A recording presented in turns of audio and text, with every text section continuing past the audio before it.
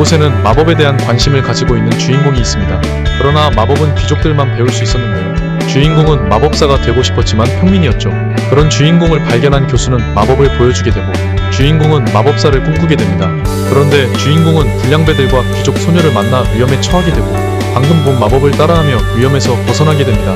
그리고 4년이 지나 재능을 인정받고 마법 아카데미에 입학하게 되는데 4년 전 불량배들과 함께 있던 귀족 소녀를 만나게 됩니다. 그녀는 아카데미에서 인기와 실력을 모두 가지고 있는 선배였죠. 그녀는 자신의 과거를 숨기기 위해 주인공을 협박하게 되는데 여기 만년 만에 여자를 만나 결혼하자는 주인공이 있습니다. 주인공은 만년 동안 지옥에서 악마들과 함께 살았는데요. 주인공은 포식의 권능을 이용해 마왕으로 군림하였죠. 그러나 지옥에는 맛있는 음식도 사람도 없었죠.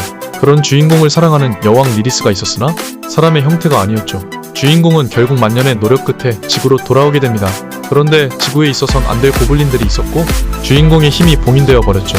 그러나 고블린 정도는 상대가 되지 않았고 여자의 비명소리를 듣게 됩니다. 만년 만에 사람을 만나 기뻐하며 그녀를 구해주게 됩니다. 그러곤 바로 청혼을 해버리는데 이곳엔 자기가 쓴 소설 속 얼굴조차 없는 엑스트라로 빙의하게 된 주인공이 있습니다. 주인공은 큐브라고 불리는 학교에 다니고 있었는데요.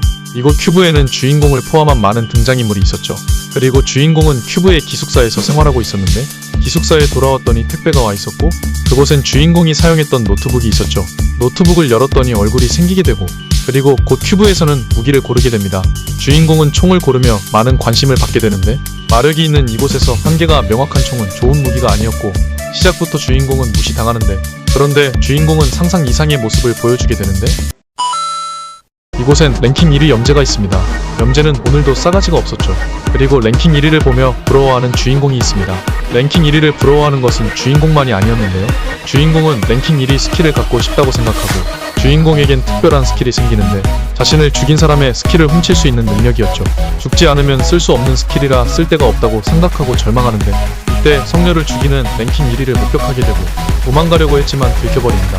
주인공은 랭킹 1위에게 죽을 위기에 처하게 되고 주인공은 죽기 직전에 스킬을 사용하여 랭킹 1위의 스킬을 복사하는데 랭킹 1위의 스킬은 회귀 능력이었고 주인공은 하루 전으로 회귀하게 되는데 이곳에는 문제를 내는 기사가 있습니다. 3만하고 7463명과 10만명이 싸운다면 주인공 나지는 3만이 이길 것이다 대답하는데 그 이유는 1의 자릿수까지 파악된다는 것은 그만큼 강하다는 것이라 생각했죠.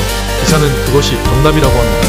기사란 명의 정의와 같은 단어들을 대표하는 영웅들이었죠. 그리고 이곳에 나진과 함께 있는 이들은 모두 기사가 되기 위해 훈련하는 중이었고 그리고 이곳에 나진에 대해 모두가 아는 사실이 있었는데요. 나진의 형 나견은 어제 죽었다는 사실이죠. 그리고 아무도 모르는 비밀이 하나 더 있었죠. 이곳에 있는 나진은 사실 나견이었습니다.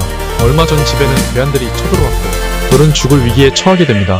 그곳에서 나진은 나견을 살리기 위해 스스로 죽음을 선택했는데